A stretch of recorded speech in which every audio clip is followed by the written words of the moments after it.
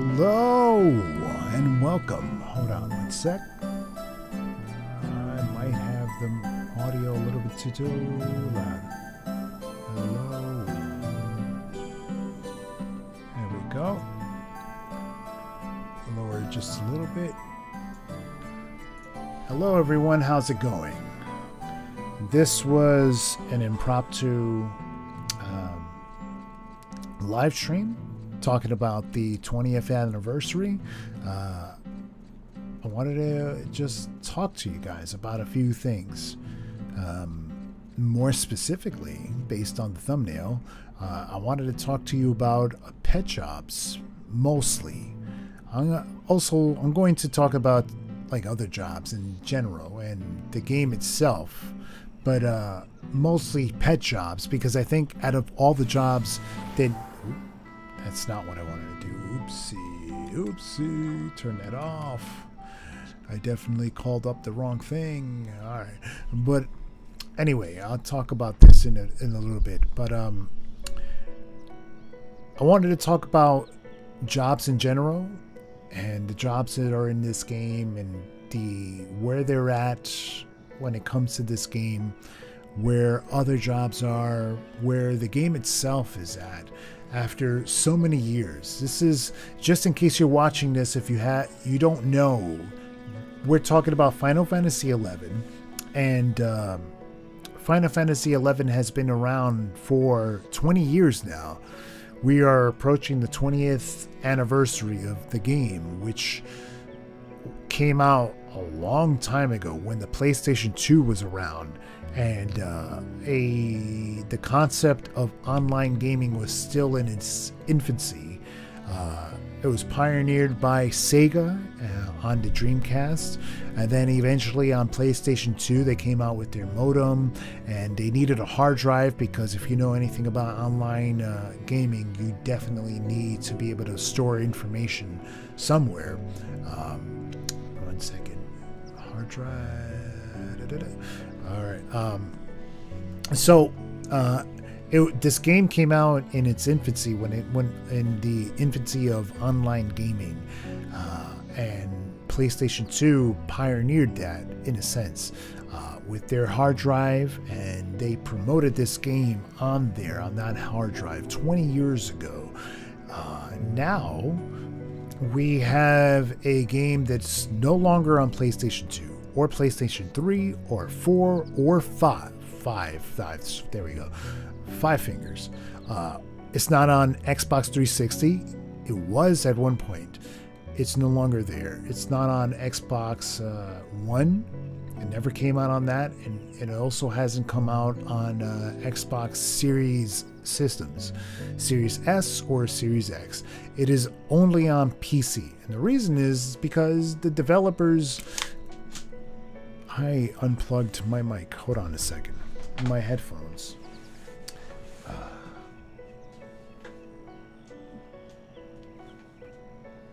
What did I unplug? The headsets. Oh my god. My headsets. Oh my god. What did I just unplug? I unplugged the wrong thing. This right here.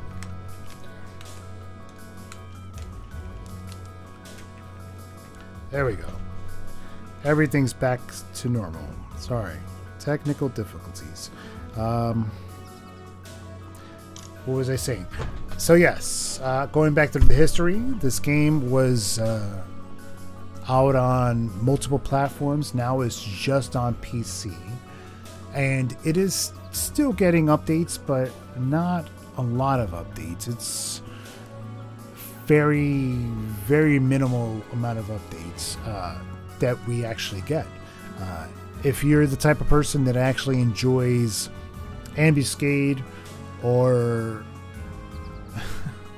I would love to say that it's missions, but I guess it is, but it's very minimal. The storyline is not that great, but there are missions, new missions to the game. Called Voracious Resurgence. If you look over here on their missions, and then you look onto add-ons, not even on its own missions. It's under add-ons, a separate category. You have all these missions here. It's a lot of them. It looks like a lot. At least it appears that way. But when you actually go through the missions, it's essentially just a minor cutscene in a town that then leads you to a battlefield or just a regular battle where you spawn in and then you kill it. You watch a cutscene and then you go back to the town and watch another cutscene, and that's the end of that one mission. And you do that over and over and over again. It kind of sucks. It's deflating. But ultimately, the reason why people do it in this game is because we're not getting much of anything, and hopefully at the end of it you get something. Maybe. I mean, you do get some rewards, minor rewards, but as of right now, it's not much of anything. But anyway, that's beside the point. That's not why we're doing this live stream. I just wanted to talk about the update in general and things that hopefully we'll get. But me being the pessimistic person that I am, I don't really see too much coming from future updates. It's going to be very minor because Square Enix has their developers focusing on 14 and on other games. There are multiple games that are still in the pipeline that has to come out, and all the developers are on that. So, what is going to happen in this update, what you can expect, is updates to Empyrean armor. Just in case you're wondering, what is an Empyrean armor? I don't know what that is. So, there is a normal quality version of armor. There is a +1, a +2, and also a +3 version of the armor, which with each iteration getting better and better. The normal quality, although I don't have any normal quality armor, let's just use this one as an example. Right here, this would be a normal quality. You can't actually see that. Hold on a sec. Sorry. We're gonna switch screens. There we go. All right. So let's use this as an example. This would be a normal quality piece of armor, right? So you have accuracy, you have attack, you have evasion, magic evasion, all sorts of stats on there. And then the +1 version would improve on that. +2 would improve on the previous one, and then +3 would be the ultimate version of it. The hardest version to get. Hold on a second. I don't think you can hear me all that well with this music all that louder. Let me lower the volume on this a little bit. There we go. With +3 being the ultimate version of that. Now, the reason why I'm bringing this up is because so far in the game, there is a +2 and a +3 version of the artifact armor. Sorry, I hit my mic. And there's also a +2 and a +3 version of the relic armor. But there isn't a +2 and a +3 version of the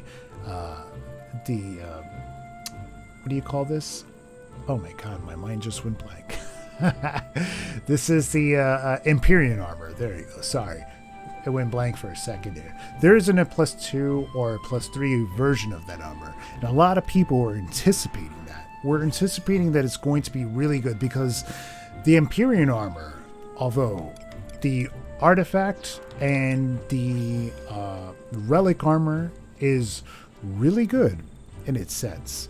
It does have flaws where some people don't use all the pieces because they're not, let's be honest, they're not that useful. Not all the pieces. Some of them are, some of them aren't. But Empyrean in general is mostly useful. So an upgraded version of that would actually really help out every one of these jobs. And that was what people are looking for. They're looking for that in the update. I don't think we're going to actually get a lot of that, and I hope that you guys are bracing for really negative stuff, because we're definitely not going to get anything that amazing, or at least I feel that way. I don't. If anything, I've learned from past experiences that waiting around for that magical update is not going to happen. But yeah, here we are. We are here. The update is coming. It starts rolling out in May. That is the 20th anniversary is May. And it's not going to come all at once. It's going to come little by little, trickle out. They're going to drip feed it over the entire year. But hopefully we get a lot up front. What we do have to expect is what I'm talking about right now, which is +2 and +3 Empyrean armor. And we're more than likely going to get +2 first. And then eventually, somewhere down the line, let me switch back. And then eventually, somewhere down the line, we're going to get +3 Empyrean armor, which is going to be pretty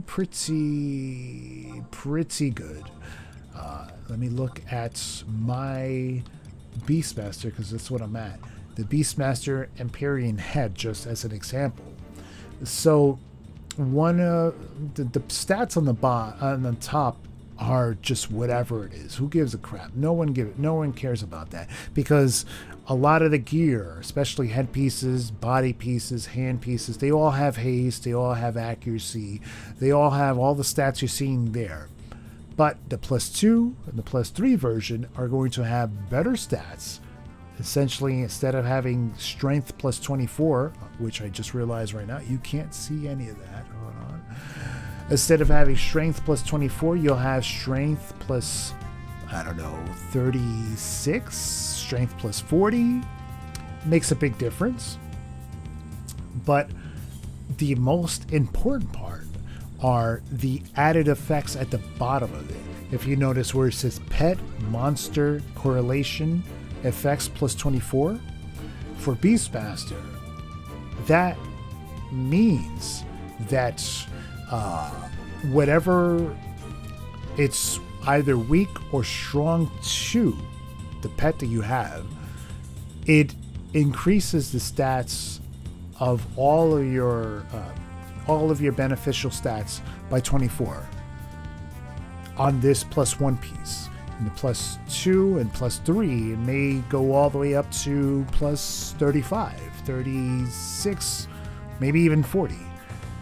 It's a pretty big difference, but the entire set itself, when you equip it, actually makes a huge difference based on your pet's HP.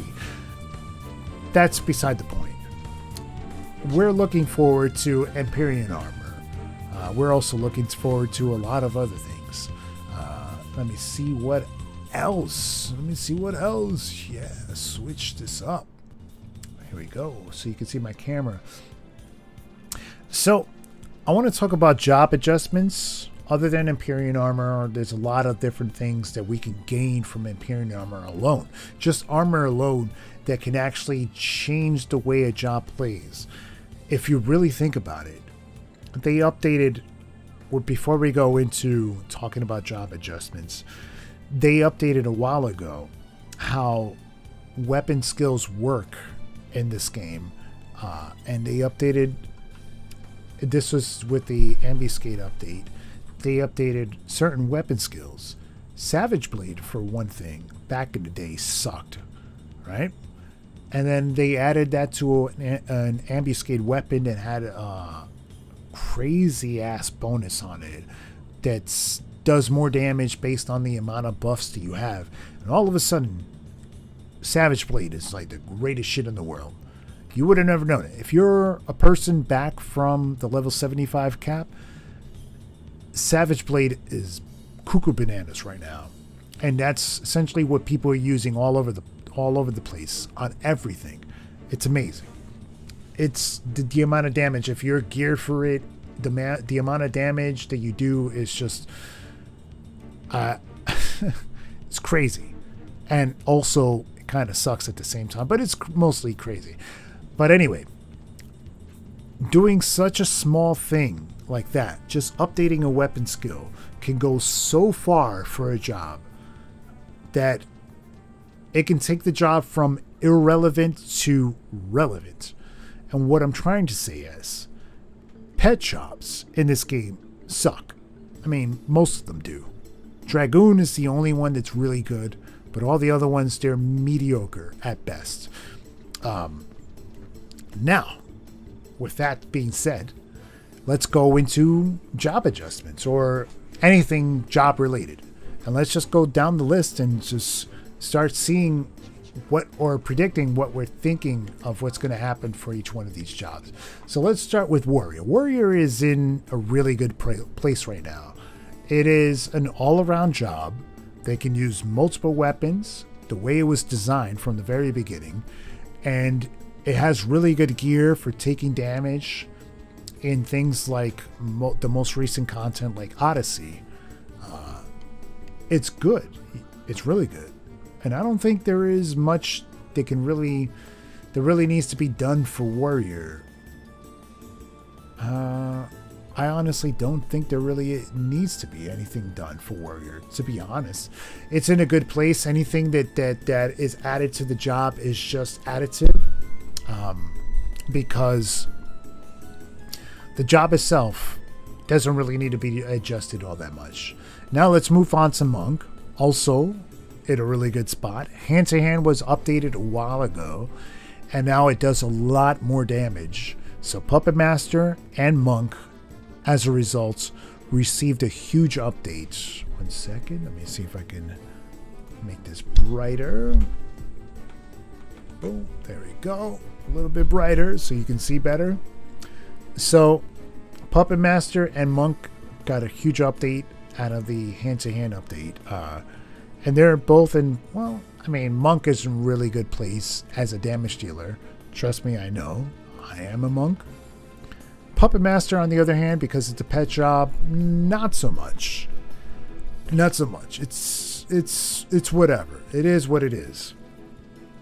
Okay, so the next one, let's go on to White Mage. White Mage also really good. We can use a few updates. There is one thing that I would love to do if I were able to go and add something completely new to mage jobs. It would be a sort of stance where you can engage a mob from a distance, gain TP. Now, if you've ever used Shantoto, the Trust, you know how Shantoto is able to be at whatever distance and still shoot like the little, like you see like little bubbles shooting off and hitting the mob. It's not physical damage. It's like more like a magical type of damage. You can put up, so for mage jobs, you put up a stance where your melee damage is magical. You can stand wherever you want on the battlefield, just as long as it's within a range of like 20 yalms or so, and gain TP. And also, with that stance up, a lot of your weapon skills that are supposed to be close range can now work from a distance. Sort of Mystic Boon, or in the case of Summoner, Garland of Bliss, or a bunch of other, like, it's mostly for staff and club weapon skills. Anyone who is their main weapon is a staff or a club, it would be a job ability for them that they can use at a distance, at a safe distance, to gain TP, and then weapon skill at a distance, and join in on the skill chains. They can join in on the skill chains from a distance, of a safe distance, and they can also use, for instance, the reason why I thought this up is for people who have clubs. They can use club weapon skills to regain their MP. People who have staves can also use what I like to call Murky. It's actually Murker, but they can use Murky, as I like to call it, to recover their MP from a distance, a safe distance, without having to run up to the mob and be within AoE range of all the TP moves of the mob. And it's just a job ability. You turn it on and off, and all your regular hits are just magical. All right, let's move on past White Mage. Well, oh, wait, hold on. Before we move on, I think White Mage is in a really good spot.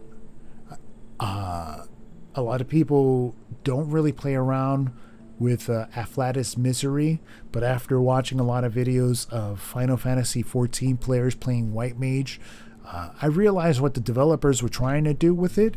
It doesn't exactly hold up the same way in this game as it does in 14. In 14, you can actually deal a lot of damage while keeping your entire alliance alive or your party alive.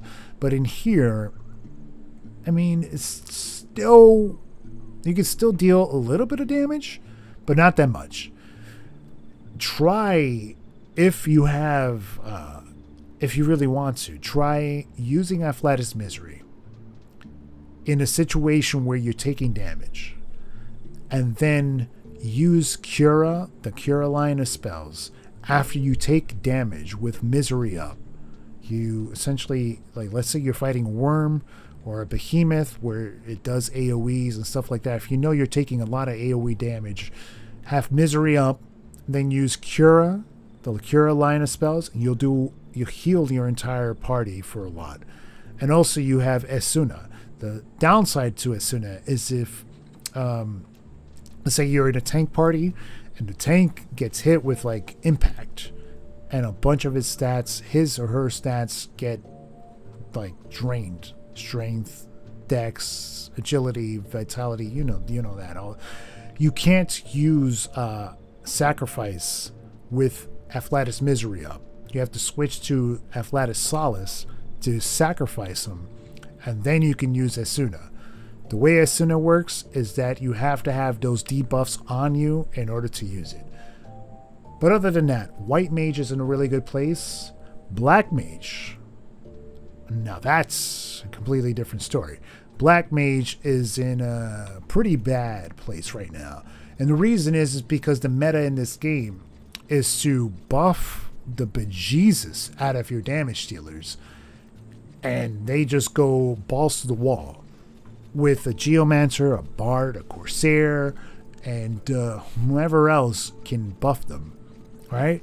And they just weapon skill after weapon skill after weapon skill. And there's just no point at all to having a Black Mage in your party. Because the whole point of a Black Mage is the Black Mage doesn't support the party at all.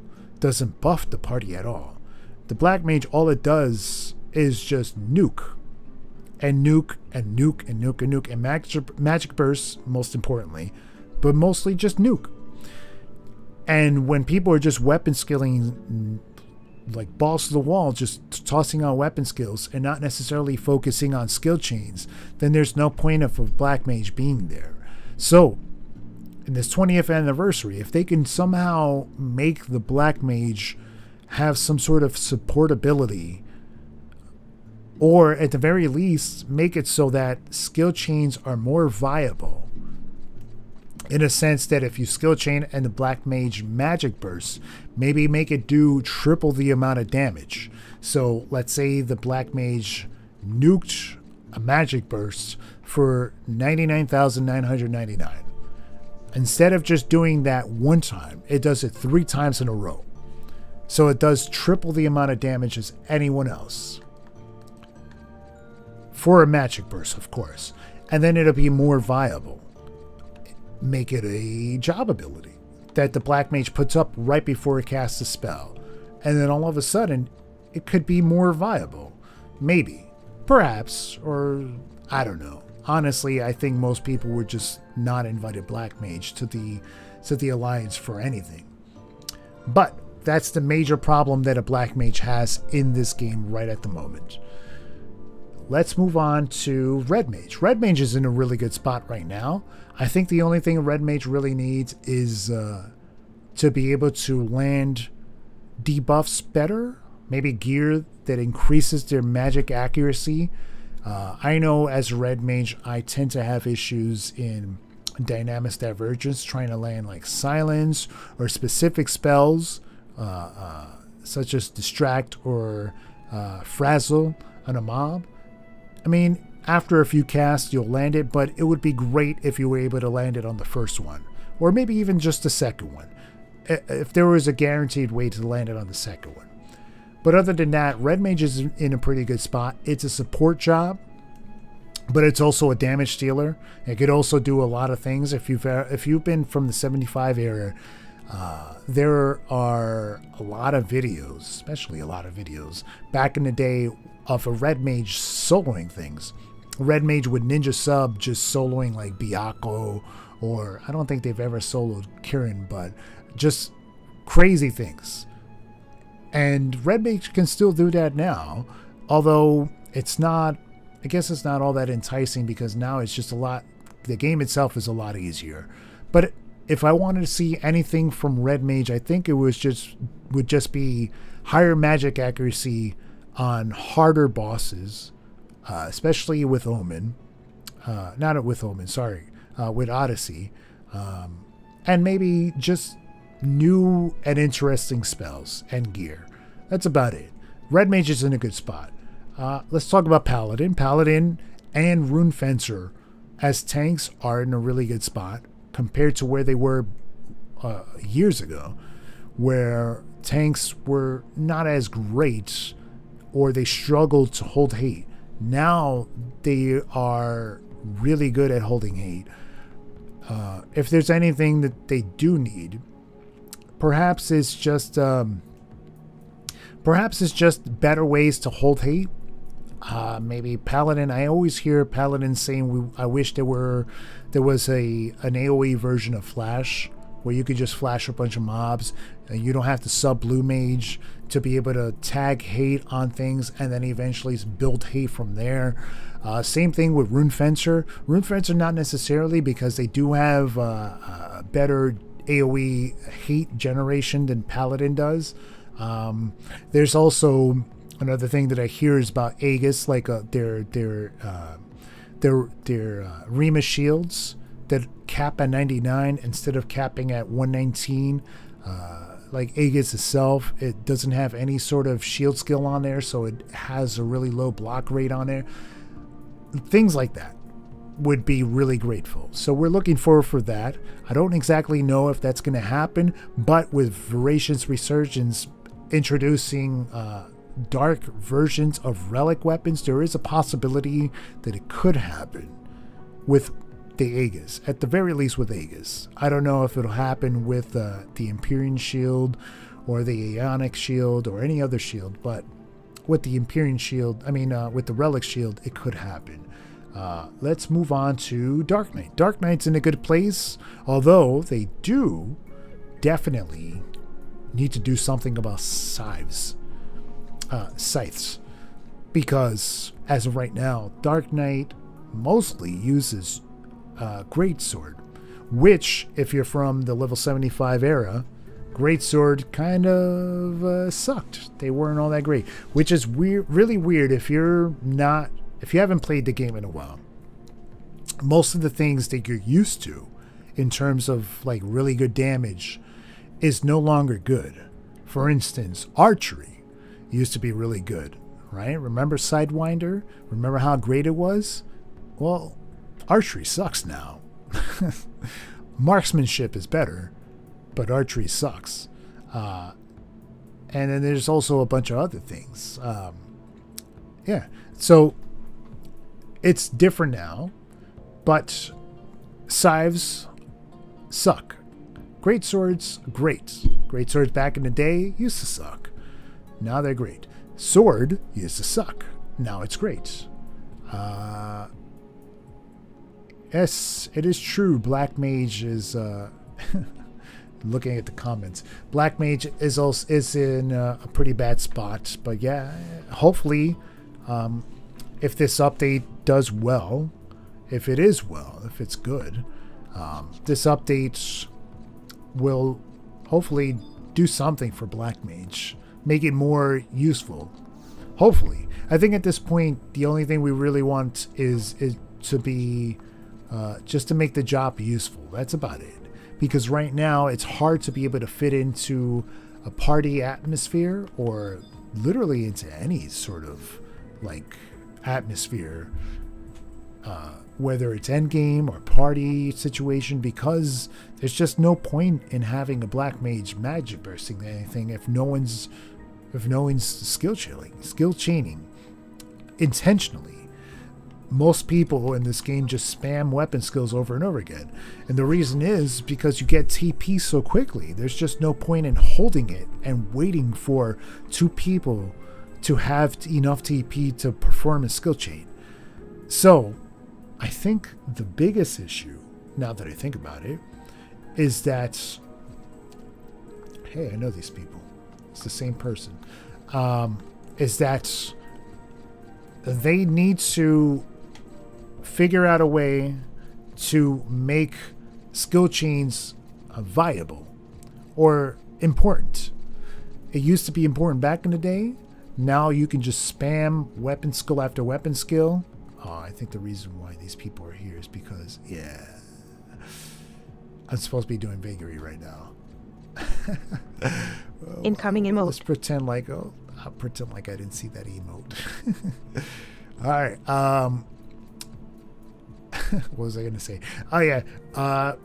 They need to make a way to make skill chains and magic bursts viable.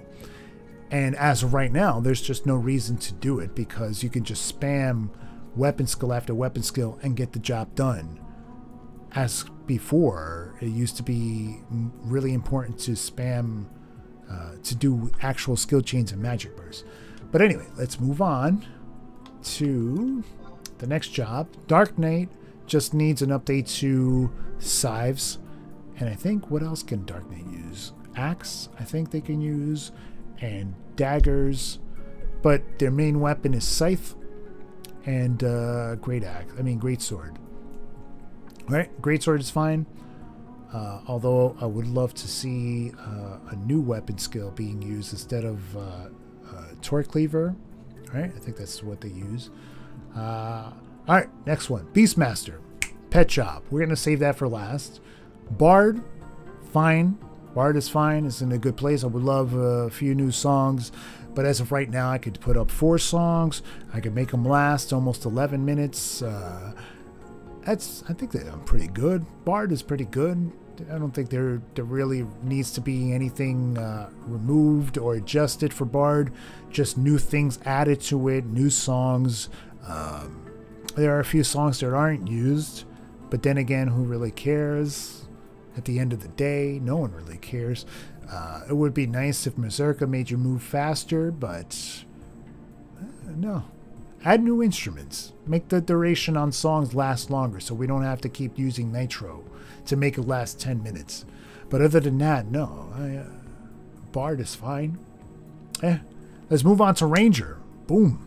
Ranger, like I was saying before, marksmanship is the new thing. Archery, not so much. So you're going to be using guns. You're going to be using your mythic crossbow. That's also really good. The weapon skill on that crossbow is really good. Rangers can do a lot of damage. They got an update recently so that they can increase their damage if they move after every single shot. So they take a shot with this job ability up, and then they move, and then take another shot, and then they move, and then take another shot, and it increases their damage. And the moment they stop moving and they take 2 shots in the same exact spot, their damage gets reset back to the normal value. But that's the final update the Ranger had. It's in a good place, not necessarily in the best place, because the meta of this game is to Zerg everything.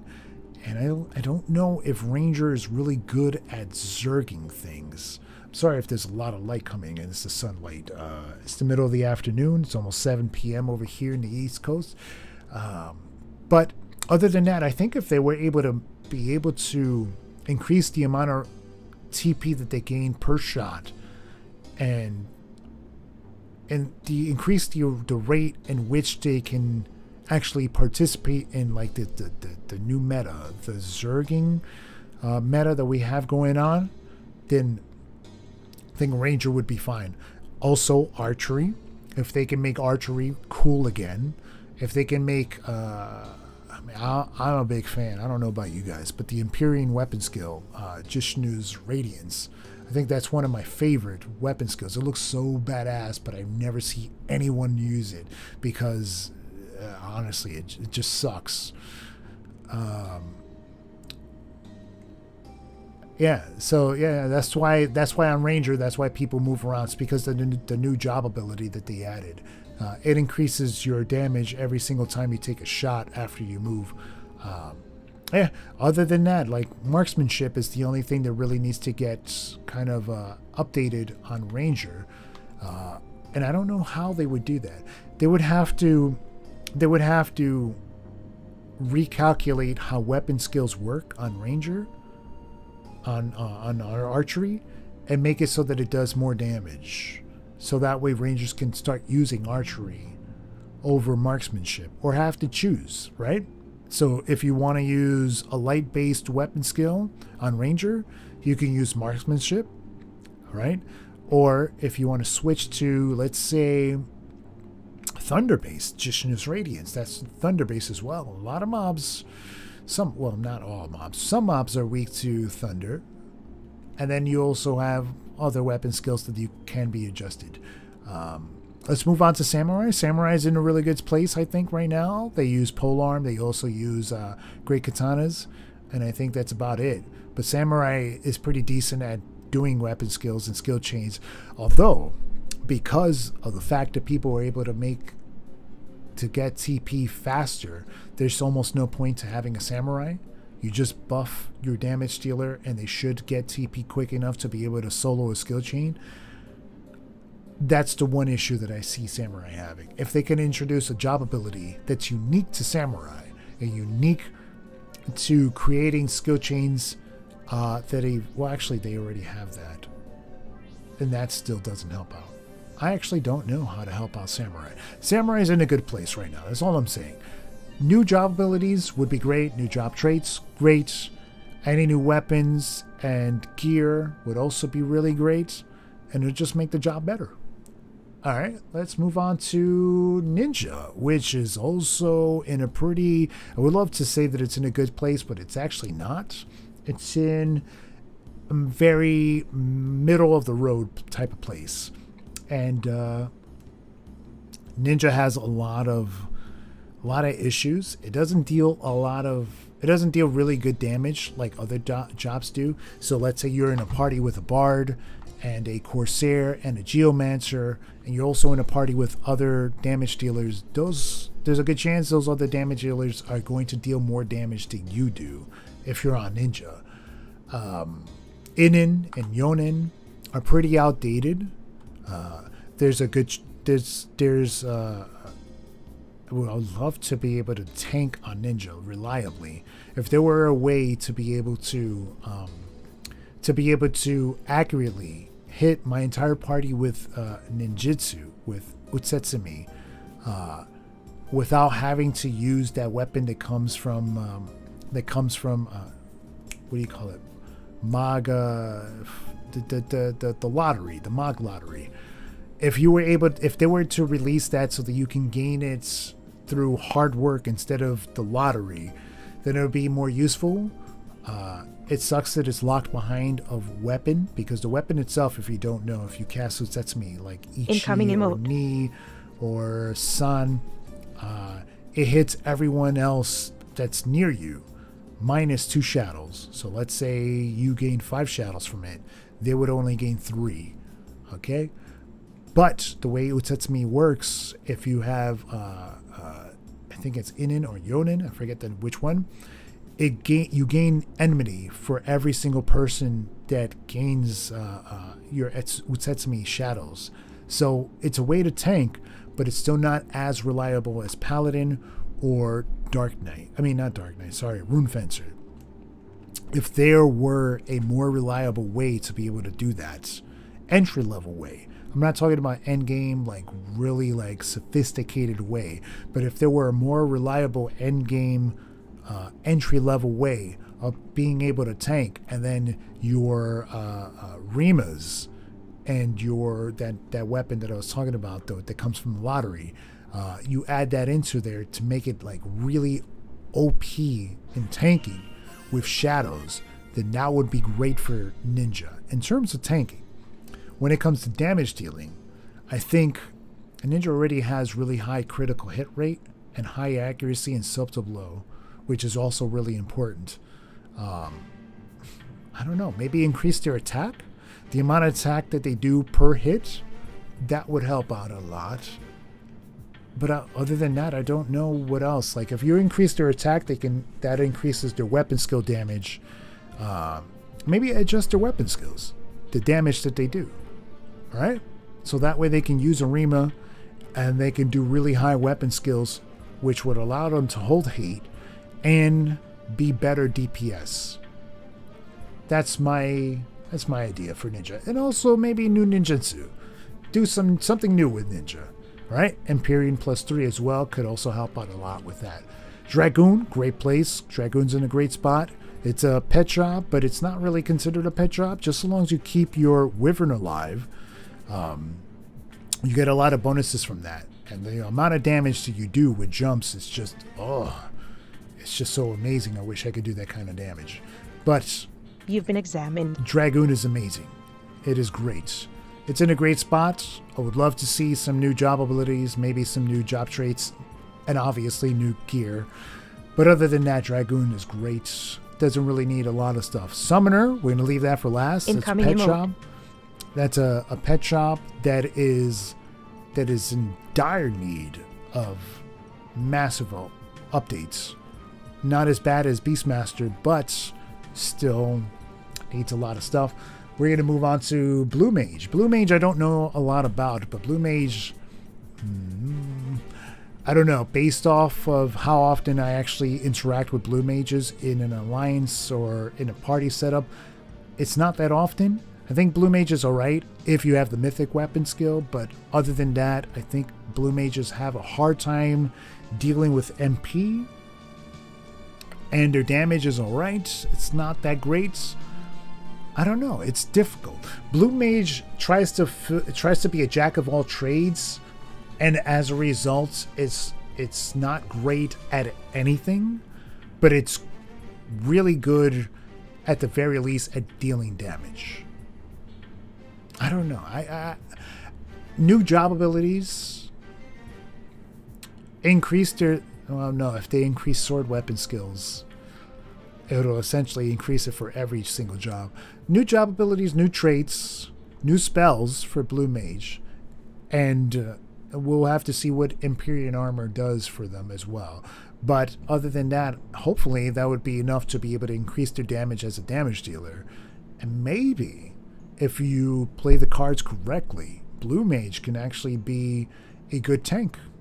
Maybe. All right, you have Paladin, you have Rune Fencer, Ninja, if you do that correctly. You could have Blue Mage as another tank, that's an option. And then Puppet Master, which I'm saying we're leaving for last because it's a pet job. We'll talk about pet jobs at the end. That's why the thumbnail is a hippogriff, I think is what I made it. Beastmaster pet. Yeah, Blue Mage is alright. It's alright. But there are a lot of things that Blue Mage could receive to be able to push it into the new generation of Blue Mages, right? 20th anniversary, you want to set it up for the next 10 years, hopefully, if this game lasts that long. Let's move on to Corsair. Corsair, great spot. Corsair is amazing. Buff, supports, dealing damage, amazing damage on things that aren't necessarily resistant to dark damage. You could do amazing damage with Lead and Salute. You could do amazing damage with Savage Blade. What else do Corsairs do? What's that fire-based weapon skill? I forget the name of it. The Empyrean weapon skill. All right? They're great. Corsairs are great. Maybe a new role. I would personally, if it were me, the only things that I would adjust on roles are the pet-based roles and Chaos role, which is the attack role. Rogue's role, no, not Rogue's role, the Ranger one, the accuracy one. I would adjust that. and the magic attack one, which is the black mage one. I would adjust those 3. So, and the only thing I would adjust is so that it works with pet jobs. That's it. That's all I would do. So I'd make it so that you gain from the ranger one, you'd gain accuracy, range accuracy, and pet accuracy. And then from chaos roll, you'd gain attack, range attack, pet attack. And then obviously black mage would be magic attack, pet attack, pet magic attack, and I think that's it. There's a magic accuracy one. I forget which job that was. I think it's red mage, but the same thing for that. And that's all I would do. Obviously, new job abilities, new job traits. I think Corsairs have a huge issue trying to land at 11. Everyone that I meet is just, they try so hard to land at 11, and they go through snake eyes and their 1 hour abilities and everything just to get that flipping 11, even though it's not important. It's just an XP party. It's just a regular like situation, but they go through everything to get that 11. Maybe a new ability to make it easier for them to land an 11. Lower the recast time on snake eyes, possibly. That's one thing. But other than that, I think Corsair is in an amazing spot right now. It's really useful. It's great. If you're a Corsair and you have the money for all their gear, go for it, man. You get invites for days. Puppet Master, we're going to skip for now. We're going to put that at the end. Dancer. Dancer is unique. It is one of those jobs where it's a jack of all trades. It tries to be a tank, tries to be a damage dealer, it tries to be a support. Unfortunately, there are a lot of jobs in this game, and they all try doing that. And every one of the jobs that are don't have some sort of focus on what they do, because it does so many things, they kind of suck at all of them, if you noticed. And Dancer is kind of somewhere, not necessarily on the bottom half of that, but they're in the top half of that, where they kind of float around this sucking point. The sucking point. Oh shit, what time is it? I gotta speed this up because I have to do a bunch of stuff today.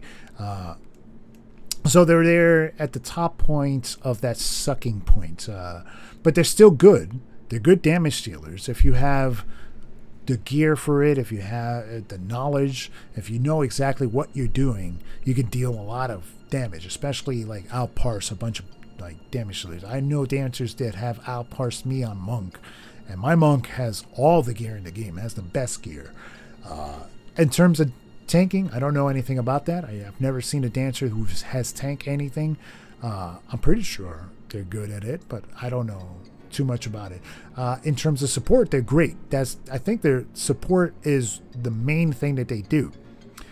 Lowering a mob's defense, increasing haste, job ability haste on the party, on the damage dealers that are fighting the mob.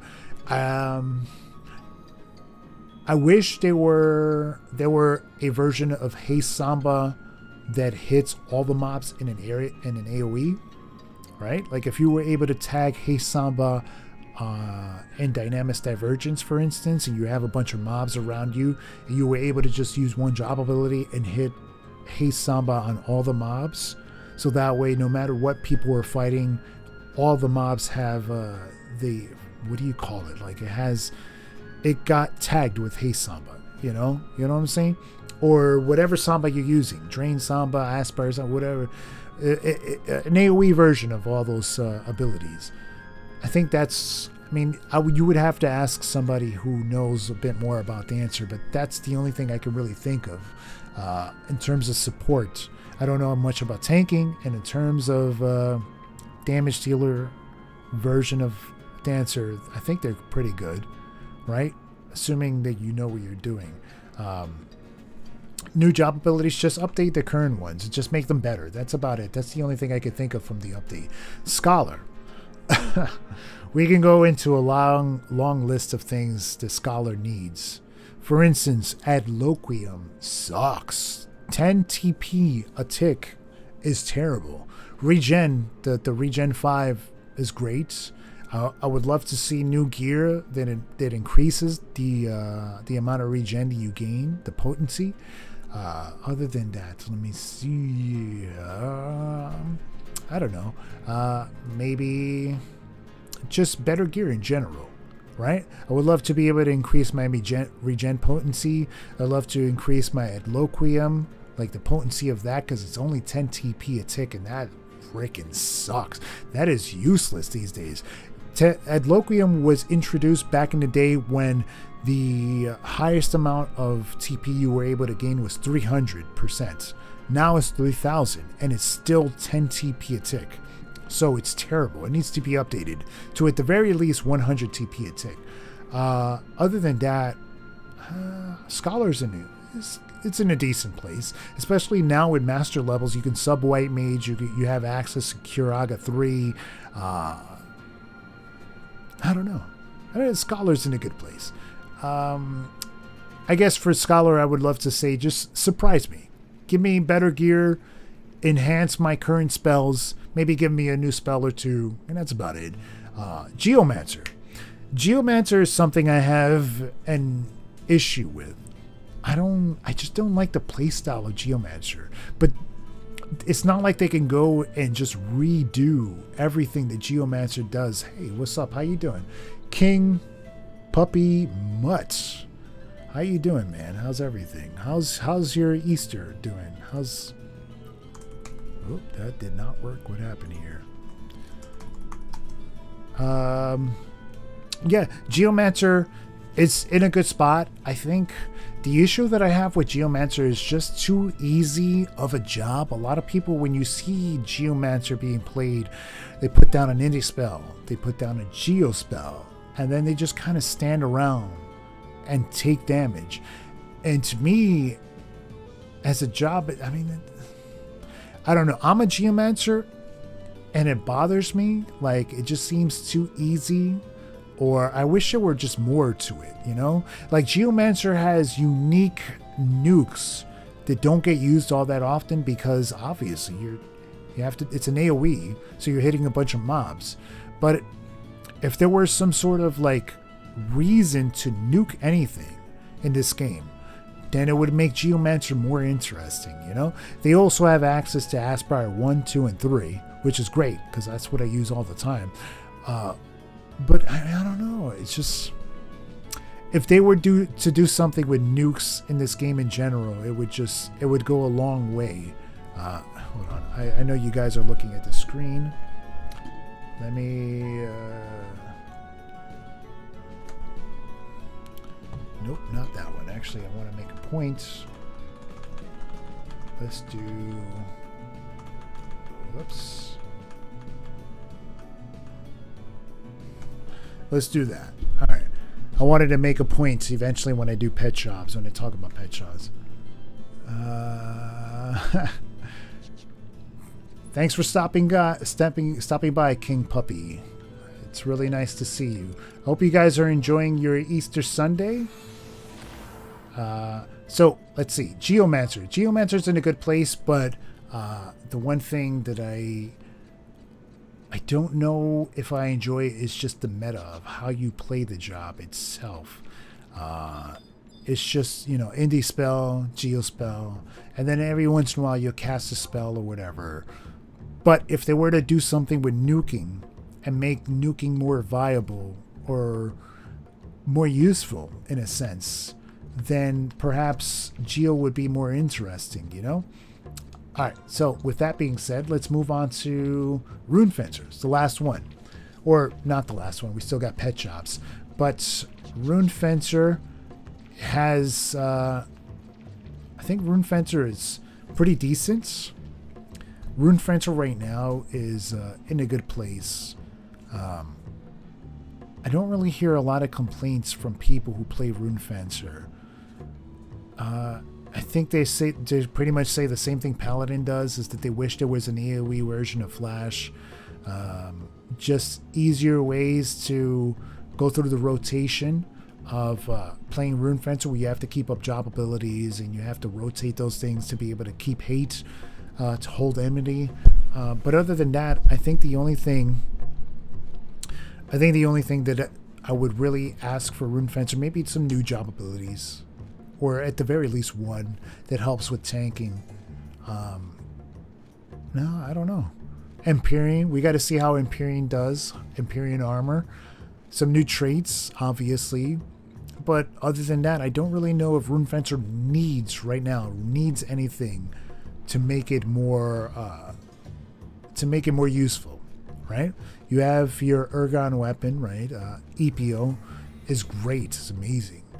And Rune Fencer is in a really good place. As a matter of fact, it's in a better place in some fights than Paladin is, because Paladin is really good at physical damage, while Rune Fencer is really good at magic evasion and magic damage in terms of like taking it. But Rune Fencer is in a really good place, and other than some adjustments to or additions to job abilities and job traits, and also the Empyrean armor +2 and +3, I think Rune Fencer's alright. It's pretty good right now. Now, let's conclude this video with pet shops. Now, I have a really strong opinion about pet shops. I love pet shops in this game, but I think they all suck, except for Dragoon. They all suck. And my opinion is sort of kind of like someone who has been in an abusive relationship, hoping that it would somehow turn around the next day. That was me for many years, hoping that that update would finally come to make these pet shops better. So let's start with the very top, Beastmaster. We're going to start with Beastmaster, things that I would love to see. And when I say I would love to see, I'm trying to make it as basic as possible. Things that it doesn't take a lot of development time, that doesn't take a bunch of effort to be able to go through, to be able to fix. Number one, I would love to be able to turn all of my pets' AoE TP moves into single target moves. So, for instance, you can use corrosive ooze on just one mob. When you're in an XP party and you're surrounded by mobs, you can just use it on one mob instead of everything. You could continue doing that over and over again on just a single mob. Or if you're using the slime, for instance, you can use fluid spread on just one mob. And because these TP moves have skill chain properties, it'll also help you out a lot. You can use it for skill chain reasons. Now, the way I thought of it is kind of like a stance. The same way White Mage and Scholar has light arts and dark arts, and White Mage has Afflatus Solace and Afflatus Misery, right? You have those stance, they last like an hour, maybe 2 hours. This Beastmaster can have the same thing. You put up the stance, and every time you use a pet ability, it's just single target, it's not AoE. That's one thing that I would do for Beastmaster. Let me see, like this. Fluid spread, see how it's an AoE? Let's say I didn't want to hit all the other mobs. I just wanted to hit the one thing I'm targeting. That's one thing. Another thing that kind of bothers me about Beastmaster is the fact that the pet hits anything that has the highest amount of hate or enmity on it, which is annoying, because if you think about it, your dog, for instance, if it's well trained, or, well, I wouldn't say your cat, but your dog, if it's well trained, if you tell it to come over here and it's being distracted, it would probably look off to the side, but it will come to you. While a wild dog, a dog that you just see on the street, if you tell it to come to you, it wouldn't necessarily do that. So that's the way I think of Charm versus Jug Pets. Jug Pets should behave that way. So if you have it attack something, it shouldn't turn its attention to something else. It shouldn't do AoEs, it should do single target stuff. You should have control over that, because it's kind of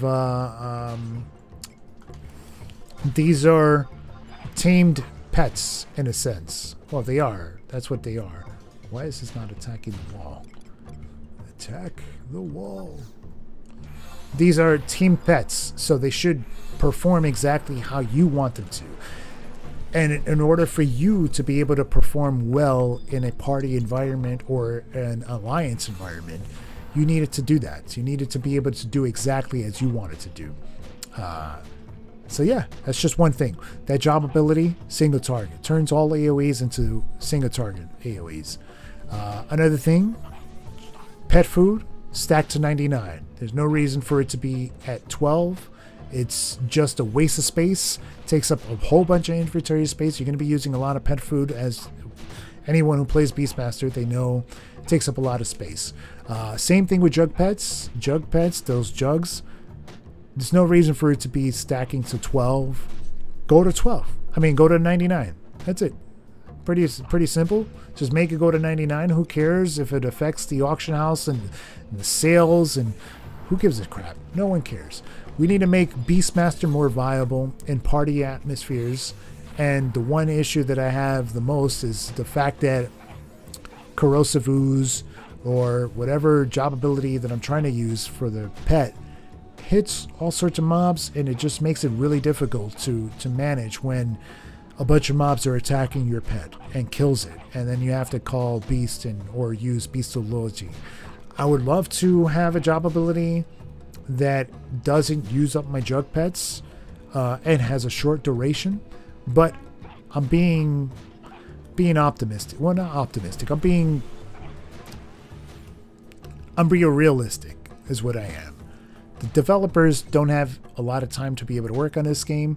I know that they're busy with other Square Enix projects, so they're not going to be able to sit around and come up with new abilities and all sorts of stuff. So this is the bare minimum. Also, when it comes to Beastmaster, before I move on, if they can make their buffs, so just in case you're an old player who hasn't played this game in a while, Beastmaster now gains buffs from certain pets. For instance, the sheep.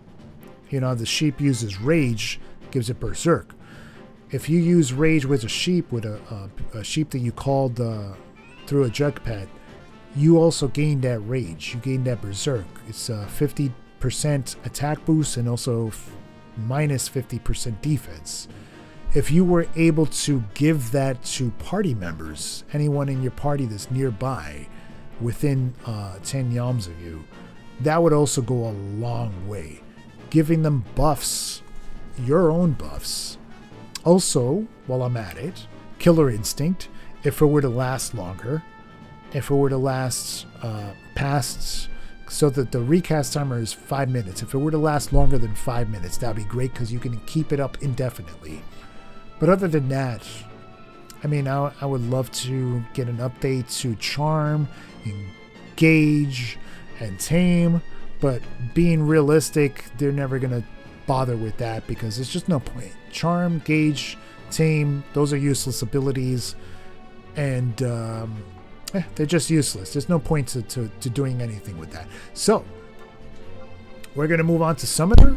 And then finally, sorry, I keep hitting this mic. Summoner, and then finally, we're going to talk about Puppet Master last. Alright, so Summoner's in a good place, sort of, but not really. I, personally, would reduce the recast timer of all blood packs. I would create 2 stances. One is a rage stance, one is a ward stance. So in rage stance, you are a damage dealer. Primarily a damage dealer. When you join a party or alliance, you are there to deal damage. And what that does when you have it up, and the duration, it lasts like an hour, maybe 2 hours, however long it needs to be. While it's up, you will be able to have all of your blood pack rage timers separated. So they're not on the same timer. They are separated. So that way you'll have, let's say you have Aphrid out. You do Flaming Crush, and you can follow that up with Fire 4 or Fire 2, or you can do Burning, whatever the other abilities are. I forgot the name of them. You can do any one of those because they're all on their separate timers. And on top of that, each one of them has its own recast timers. So Flaming Crush would be because it's a stronger ability, would be 21-second recast timer with gear and everything, the way it is now. But then Fire 4 would be, I don't know, like maybe 18-second recast timer, while Fire 2 would have a like 4-second recast timer, 4 to 6 seconds. Sounds reasonable enough. It'll allow you to be able to do Flaming Crush, create like a light skill chain with that, and then Magic Burst with Fire 4. Or with Inferno, I forgot the name of the level 75 merited one. But you can Magic Burst with them because they're all on their separate timers. So long as you're under that job ability. If you're in the word one, which is a word specific one, that is assuming that you are not there to deal damage. You are there for support and for healing. You can actually be main healer of the party. Let's say with Carbuncle, if you have this ability up, because all of your job abilities or your blood packs, wards more specifically, are on separate timers. So now you can have Carbuncle out. You can do Curagas with healing rubies and such.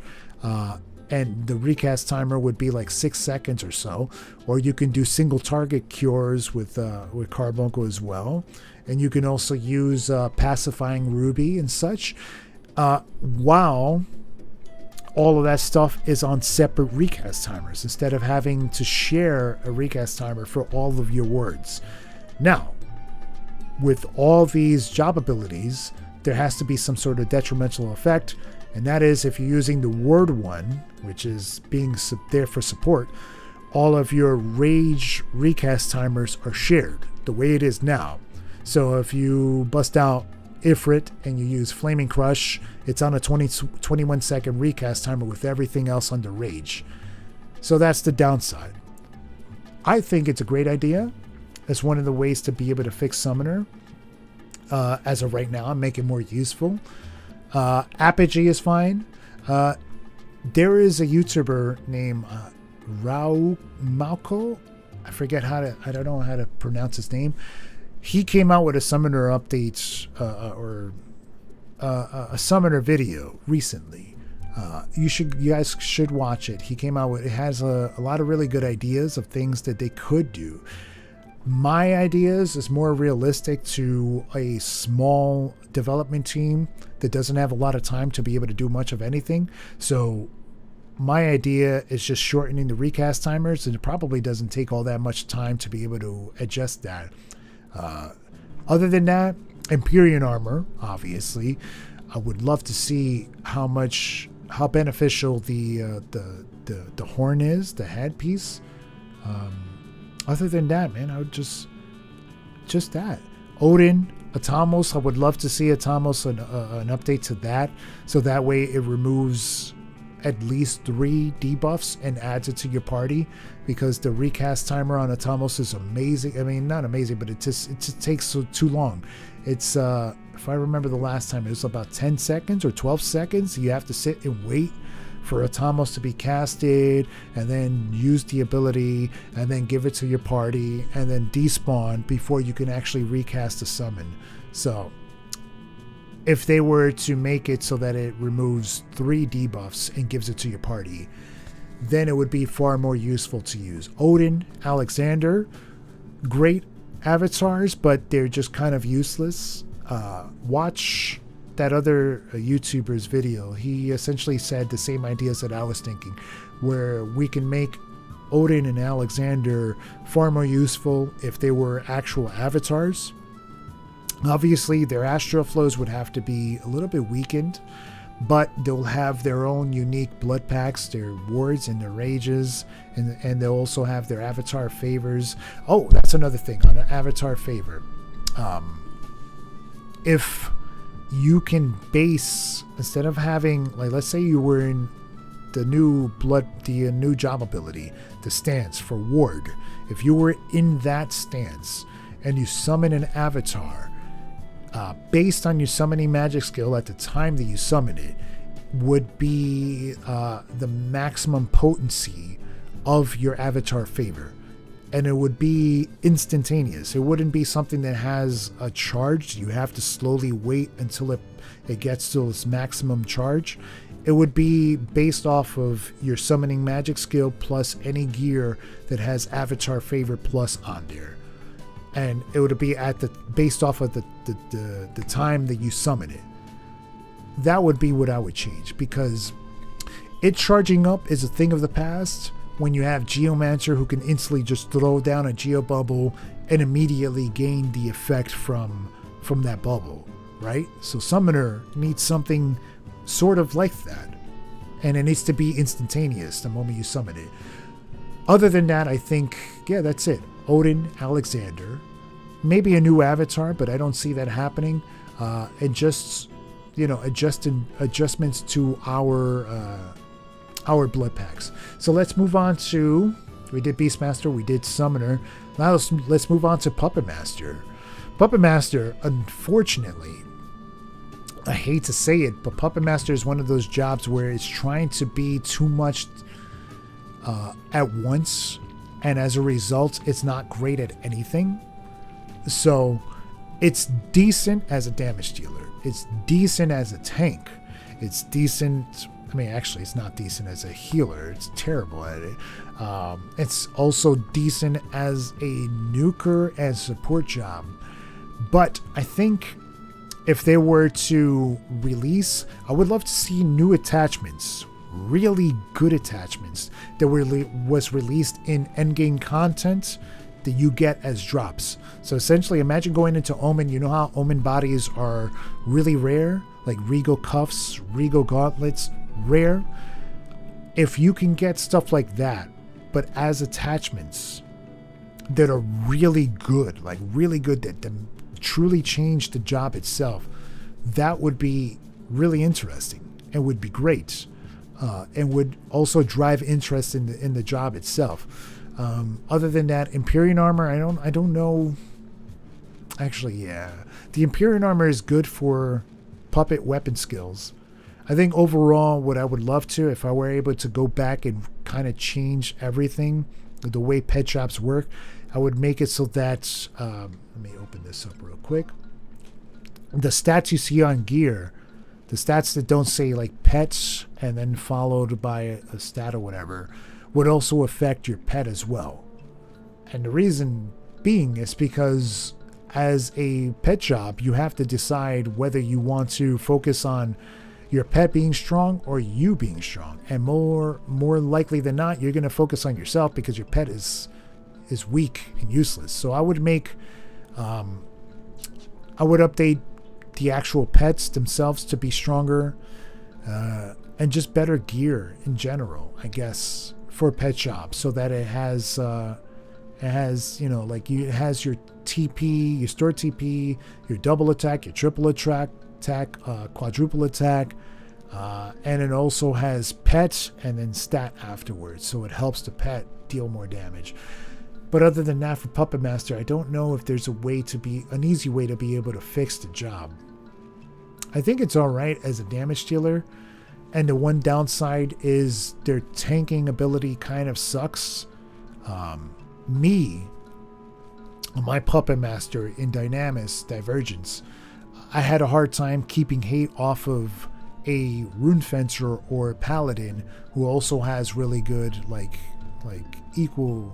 they're equal in gear in terms of me. Like, I had the best pet enmity gear, and I was switching to it for every ability my puppet was doing, but I had a hard time keeping hate off of the Paladin or the Rune Fencer. They were able to rip it off of me easily. And I think if they were able to adjust that some sort of way, not necessarily nerfing Paladin or Rune Fencer, but come out with more gear that helps out a puppet tank, especially a puppet hold hate on multiple jobs, then I think it would be more useful in group content when it comes to tanking. Other than that, I think their damage dealing capabilities is also really good right now. It's not great, but then again, when you have a Bard and a Geomancer and a Corsair, all in your party. And if they update Corsair, the way I said at the beginning of the video, where Chaos Roll also affects your puppet or your pets, Rogue's Roll, no, not Rogue's Roll, the one for Ranger's Roll affects the accuracy of pets, and Black Mage Roll affects their magic attack bonus for pets as well. And what I think Red Mage is the one for magic accuracy. That one also affects pets. Then it could go a long way, because then a pet job can join a party, get Chaos Roll, and also get maybe Samurai. Actually, yeah, it makes Samurai's Roll affect the pet as well. Give them store TP bonus as well, the pet. And all of a sudden, it goes a long way. It'd be far more useful. You don't need to have pet-specific roles to be able to help out a pet job. You know, it's just such a minor thing that it baffles me that it hasn't been done such a long time ago. In terms of what would Beastmaster, Puppet Master, and Dragoon Roll do, and well, Summoner's Roll is Evoker's Roll. That's MP. But in terms of Beastmaster, Dragoon, and Puppet Master Roll, I think for Beastmaster, it would probably have to enhance your killer effects. Maybe. That's what I think. Because to me, Beastmaster is Killer Instinct.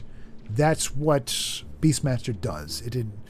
That's the main thing it does. Killer Instinct. Dragoon, on the other hand, when I think of Dragoon, I think of like critical hit rate. But then I also think that of Thief. So I don't really know about Dragoon. And for Puppet Master, I have no idea.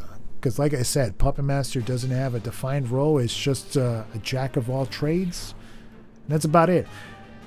That is my opinion of pet jobs. Like I said, for Puppet Master, just make them better at tanking. Not necessarily the greatest tank, but have some sort of purpose in endgame content. That's the way I think about it. And in terms of Beastmaster, there's so many things that need to get changed on Beastmaster. And Puppet Master, not Puppet Master, Summoner, just they need to adjust the Blood Pact recast timers. Just separate them, you know? But thank you so much for watching. To everybody who watched this video, this is a video just me talking about the 20th anniversary and what's coming out. Oh, other than adjustments to the actual game, if you check out their websites, they eventually are going to be coming out with merchandise. They have t-shirts. I think there might be statues and other things that are coming out to celebrate the 20th anniversary. But other than that, this video is mostly just talking about adjustments and such. And I was trying to keep it simple. I know their development team is not that big because most of them are focused on 14 and other Square Enix projects. So it's a very small team. So I was trying to keep it as simple as possible. But yeah, to round it all out, most of the jobs in this game, for people who are joining now, didn't catch the beginning of this, Warrior, Monk, White Mage, Red Mage. Oh, I didn't do Thief. Thief is also in a pretty decent spot. Increase their damage. Increase their damage because Thief. I just realized I didn't talk about Thief at all. Thief is back in the day. It was mostly on just transferring hate, placing hate onto your tank, and removing hate from other damage dealers, and they already have that. So the only thing you can really do for Thief right now is just increase their damage somehow and give them better gear. They have Guild Finder. Maybe increase the amount of guild that they get from Guild Finder. Help out the Treasure Hunter. That's another thing that's a major thing. So one of the main reasons why you invite a thief to a party or to endgame content. Make it so that they have increased drop rates with the thief in there. But other than that, yeah, just increase their damage and better gear. But other than that, yeah, Paladin, Dark Knight, Bard was also in a good spot. Samurai, Dragoon, Blue Mage, Corsair, all in good spots. Of course, Scholar, Geomancer, and Rune Fencer, really good place.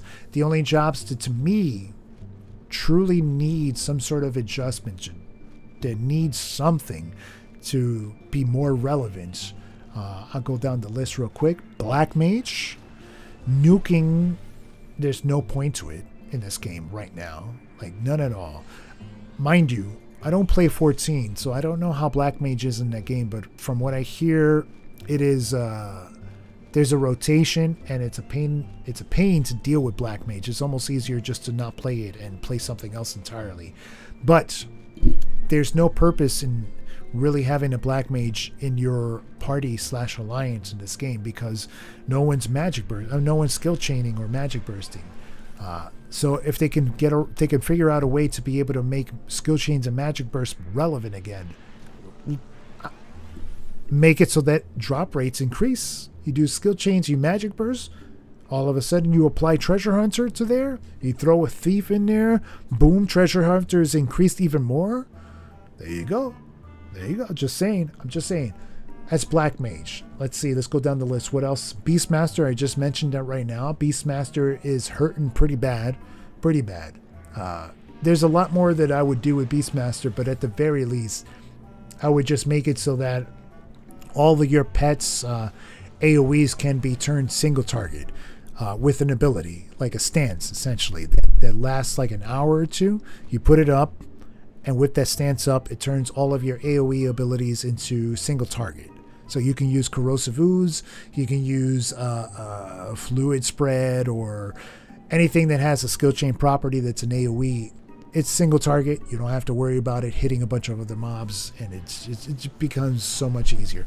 Other than that, Beastmaster needs a lot more, but I'm trying to make it as simple as possible. Let's see. Ranger, archery needs a little bit of help. No one uses bows anymore. I don't know. Increase the damage of some of the weapon skills. Come out with some new bows that are just pretty. Actually, no, don't come out with new bows. Fix Relic Bow. And I think that's the only one, right? No, Empyrean. No, Aeonic Bow is also another thing. Fix them. No, sorry, Aeonic is marksmanship. Fix the Relic Bow. Make it do more damage. Make archery weapon skills do a bunch more damage, and give a reason for people to use archery again. Other than that, Ranger is in a pretty good spot. Let's move on to the next one. Ninja. I said that Ninja needs help with tanking and also dealing damage. Those two things. It's really good at magic bursting with ninjutsu. It's actually really damn good and surprisingly well. But tanking, if you release that Mog Bonanza Katana and make it so that people can gain it through other means other than Mog Bonanza, that would help out a lot. But make it so that you don't have to do that to be able to gain a lot of enmity on multiple targets.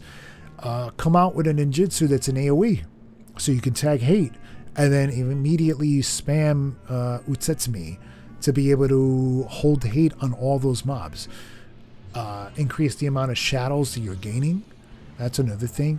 There's multiple things that you can do with Ninja, but that's tanking wise. And in terms of damage dealing, just increase the amount of damage the Ninja does overall. Like, it's really good at dealing critical hits, at subto-blow, and attacking quickly. So if you focus on that, gaining TP quickly, and then weapon skilling, it would really go a long way for Ninja as a damage dealer. And then on top of that, when it switches to Inin for tanking, make it so they can hold enmity on multiple mobs, so that way they can use Ninja in endgame content where there's a lot of mobs. That's Ninja. Dragoon's fine. Summoner, I told you about. Separate the bloodcast timers. Give 2 new job abilities, one for ward, one for rage, so that you can go into a ward stance and all the ward job abilities are separated with their own recast timers, and they're depending on what tier of blood pack it is. It'll have either a 6-second recast timer or a 21-second recast timer, and then that'll go a long way for summoner. And then also you can do Odin and Alexander as actual summons. Atamos make it absorb 3 buffs instead of 1, so that way there's a reason to use it and sit around and wait 14 seconds or so for Atamos to do its thing and then disappear. Alright, summoner. Blue mage, I said, needs some stuff, but I don't know enough about blue mage to be able to tell you what it needs. So I mean, to me it seems alright. I mean, it's alright. It's a good damage dealer, but other than that, I don't know much about it. Dancer also needs some stuff. It's good at dealing damage. I know Dancer can also tank, but it's not that great. It needs a little help with that. So update that. Scholar at Loquium sucks. I would love gear that enhances regen further. But other than that, Scholar's in a pretty good spot. Geomancer and Rune Fencer are also a good spot. And I told you Puppet Master as well. Puppet Master needs a lot of help, but it's alright. It's alright. Well, that marks the end of this live stream. Thank you so much to all the people who watched. I know I was talking about the 20th anniversary, and I may have gone off topic a little bit, but I hope you guys kind of share the same feeling as I do, or at the very least with pet jobs. Let me know what you guys think in the comments section below. It was a lot of fun. I was actually I had this controller here. I was planning to play the game, and I didn't actually do anything. I just stood here the entire time. I didn't showcase anything. But in the future, the next time I do a video like this, it'll be more editorial. It'll be edited. So that way it'll be an actual edited video. That way you guys get better idea. Alright. Thank you so much for watching. I hope you enjoyed. And we're going to have to see what happens next month, because next month is the very beginning of this 20th anniversary run. And remember, guys, it's going to be slowly released. It's not going to be all at once, so don't expect it to be all at once. It's going to be little by little. We're going to get it. Probably over the course of the next year, because that's usually what they do. If you look back at the 10th anniversary and the 15th anniversary, they did the same thing. Yeah, thanks for watching. I hope you enjoyed, and take care, everyone. Goodbye.